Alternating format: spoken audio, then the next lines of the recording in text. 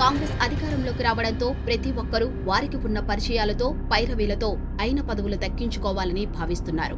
అందులో భాగంగానే కొందరు నేతలకు కలిసి వచ్చిన సెంటిమెంట్ తమకు కూడా కలిసి వస్తుందా అని పరీక్షించుకునేందుకు ప్రయత్నాలు మొదలుపెట్టారు. అయితే గాంధీ భవన్లో ఆ సీట్లలో ఆసీనులైన నేతలంతా రాష్ట్ర స్థాయి పదవుల నుంచి ఢిల్లీ వరకు ఎదిగారు. ఇప్పుడు గాంధీ భవన్లో ఆ వాస్తుపై చర్చ జరుగుతుంది.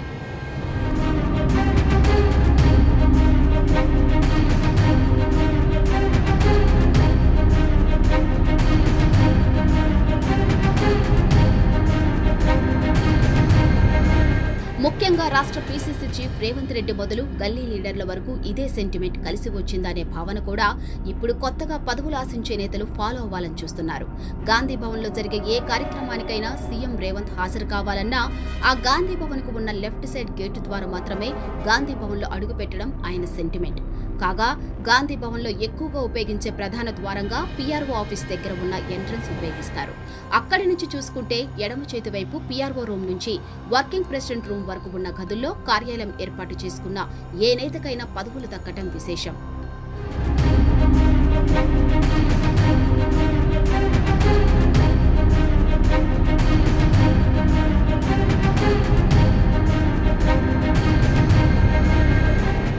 అయితే ఆ సెంటిమెంట్ గ్రౌండ్ ఫ్లోర్ లోనే ఆగిపోలేదు. మొదటి అంతస్తుకు సైతం అదే పదవులు కట్టబెడుతుందనే నమ్మకం మరింత బలం చేకూరేలా చేస్తుంది.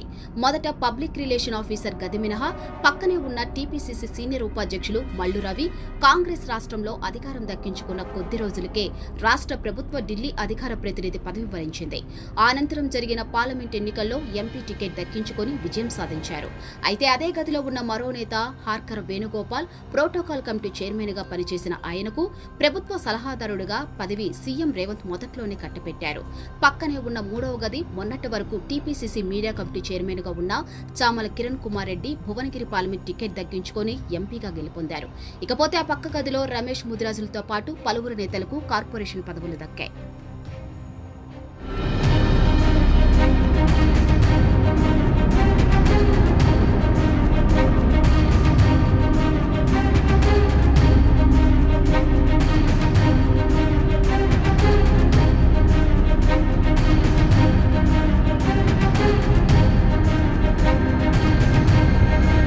అయితే ఆ పక్క గదైన 5వ గదిలో కాంగ్రెస్ శ్రేణులకు కల్పించిన ఇన్సూరెన్స్ డిపార్ట్మెంట్ ఏర్పాటు చేయడంతో ఎప్పుడూ లేని విధంగా రాష్ట్ర కాంగ్రెస్ పార్టీకే వన్నె తెచ్చిందనే విశ్వాసం నేతల్లో వ్యక్తమవుతుంది.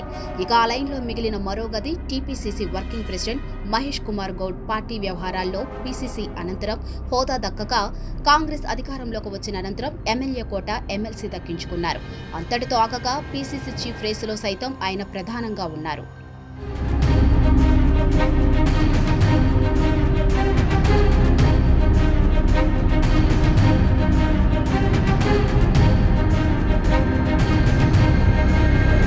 ఇక మొదటి అంతస్తులో కూడా లెఫ్ట్ సైడ్ సెంటిమెంట్ కొనసాగిందనే చెప్పుకోవాలి. టీపీసీసీ ఫిషర్మన్ కమిటీ చైర్మన్ మెట్టు సాయి కుమార్ కు state fisheries cooperative society chairman, BCCL chairman గా ఉన్న నూతి శ్రీకాంత్ గౌడ్ కి BC finance corporation, SCCL chairman గా ఉన్న నగరగిరి ప్రీతం ఎస్సీ కార్పొరేషన్ దక్కించుకోగా, youth Congress state chief Shivasenareddy sports authority chairman, Bellaiah Naik గిరిజన కోఆపరేటివ్ ఫైనాన్స్ డెవలప్మెంట్ కార్పొరేషన్, వికలాంగుల కార్పొరేషన్ వీరయ్యకు దక్కింది.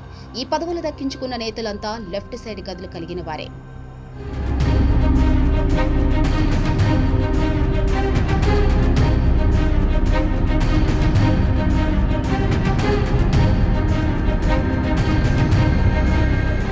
అయితే ఆ లెఫ్ట్ సైడ్ గదుల్లో కూర్చున్న నేతలు ఉన్నత పదవులు దక్కించుకోవడంతో ఆ దిశగా మరికొందరు నేతలు ఇప్పటికే ఆ గదులకు కర్చీఫ్ వేసి మరీ తమకు కేటాయించాలని కోరుతున్నారు. అయితే సీఎం నుంచి టీపీసీసీ నేతల వరకు కలిసి వచ్చిన విశ్వాసం తమకు కూడా ఉడత భక్తి సాయం కాకపోతుందా అన్న భావనలో ఉన్నారు.